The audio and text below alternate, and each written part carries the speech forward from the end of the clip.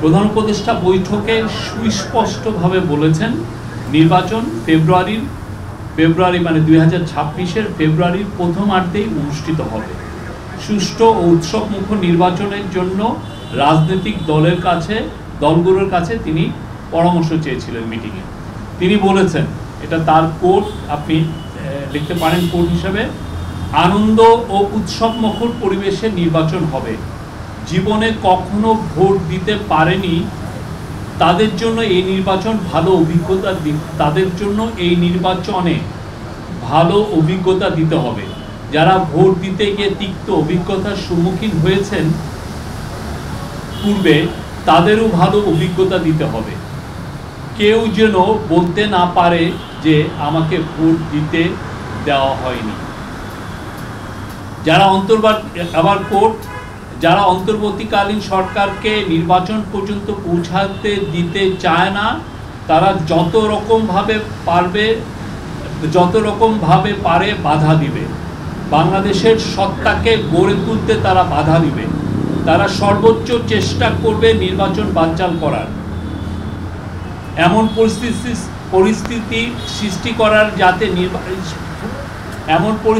সৃষ্টি করার চেষ্টা করবে যাতে নির্বাচন না হয়। এগুলোর কিছু কিছু লক্ষণ এখন দেখা যাচ্ছে, সামনে আরও আসবে। এই জন্য আমাদের আরও সতর্ক হতে হবে। আমাদের চেষ্টা হবে নির্বাচন করার, এবং নির্বাচন ফেব্রুয়ারির প্রথমার্ধে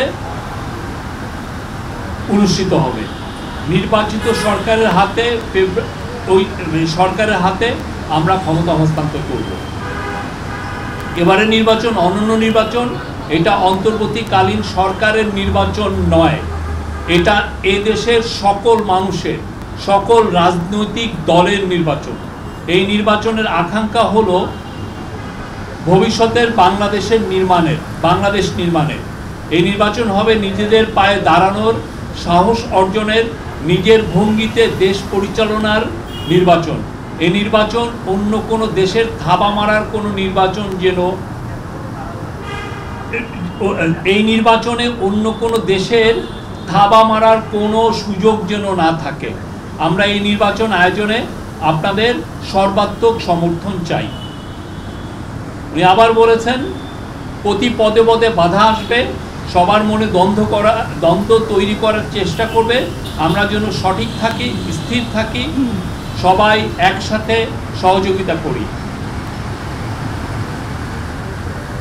এই ছিল ওনার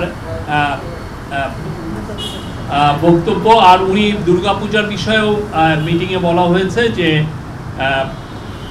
সামনে দুর্গাপূজায় আমাদের সবার দায়িত্ব হলো শান্তিপূর্ণ পরিবেশ নিশ্চিত করা। অনেক গণ্ডগোল করতে চাইবে অনেকে, তারা সব রকমের চেষ্টা করবে। এ বিষয়ে সবাইকে সতর্ক থাকার আহ্বান জানিয়েছেন। এবং দুর্গাপূজা গত বছর আপনারা দেখেছেন, এবারও উৎসব মুখর পরিবেশে শান্তিপূর্ণভাবে সারা দেশে উদযাপিত হবে। আর একটু মিটিং শেষে নুরুল হক নূরের ওয়াইফ মারিয়া আক্তার, নূরের দুইজন সহকর্মী রাশেদ খান এবং হাসান আল মামুন আমাদের চিফ অ্যাডভাইজারের সাথে দেখা করেন। মিটিংয়ে নূরের ওয়াইফ তার স্বামীর স্বাস্থ্যের একটা আপডেট দেন, এবং নূরের ওয়াইফ এবং তার সহকর্মীরা বলেন যে নূরের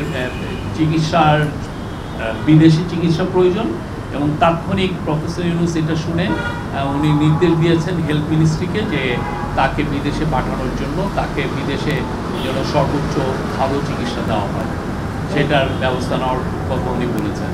আর হচ্ছে যে সভায় ওইখানে ল অ্যাডভাইজার ছিলেন আসিফ নজরুল, অ্যাডভাইজার আদিলুর রহমান খান এবং রিজওয়ানা হাসান ছিলেন।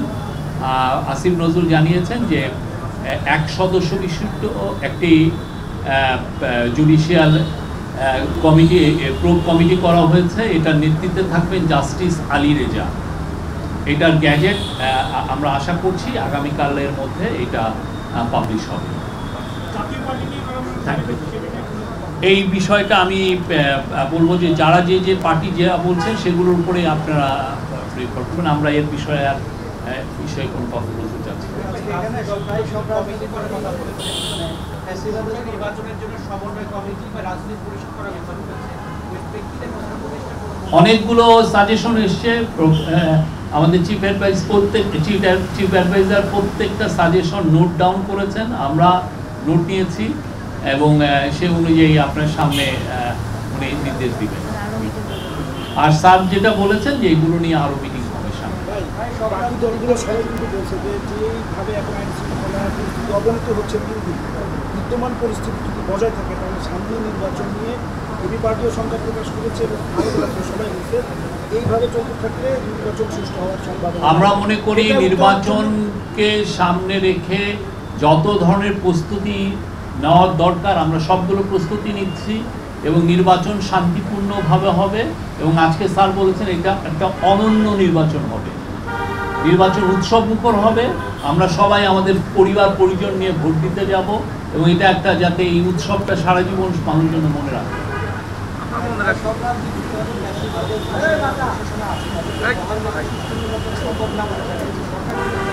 আজকে এই কথাটা এসছে, আমরা নোট নিয়েছি।